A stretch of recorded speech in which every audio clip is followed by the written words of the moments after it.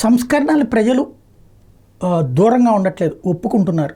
దానికి సజీవ సాక్ష్యమే నోట్ల రద్దు తర్వాత బారులు తీరినటువంటి ప్రజలు ఆ తర్వాత మళ్ళీ భారతీయ జనతా పార్టీ నరేంద్ర మోడీని గెలిపించారు. అదే సందర్భంలో ఏదైతే ఫాస్ట్ ట్యాగ్ సిస్టమ్ని యాక్సెప్ట్ చేశారు, అట్లాగే బ్యాంకింగ్ సిస్టంలో ఏదైతే యూపీఐ ట్రాన్సాక్షన్స్ లాంటి వాటిది చేసుకొచ్చారు, యాక్సెప్ట్ చేశారు. దాంట్లో రూపాయలు 5 సార్లు కంటే ఎక్కువ వాడితే ఛార్జీలు అన్నదాన్ని యాక్సెప్ట్ చేశారు. అంటే రూపాయి పోయినా పర్లేదు, మనకు కంఫర్ట్ అని చూస్తున్నారు.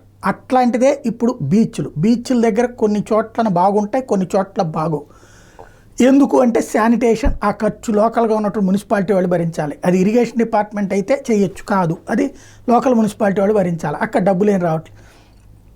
సంపద సృష్టిలో భాగంగా ఖర్చు ప్రభుత్వానికి తగ్గి మెయింటెనెన్స్ అక్కడ జరగడానికి వీలుగా రాష్ట్రంలోని 5 పోర్టులలో 20 రూపాయల చొప్పున ఛార్జ్ అనేటటువంటిది వచ్చే నెల నుండి ప్రారంభం కాబోతుంది. దానికి తగినటువంటి ఏర్పాట్లు చేస్తున్నట్టు ప్రకటించారు. 5 బీచ్లకు ఎంట్రీ ఫీజు రెడీ చేస్తున్నారు.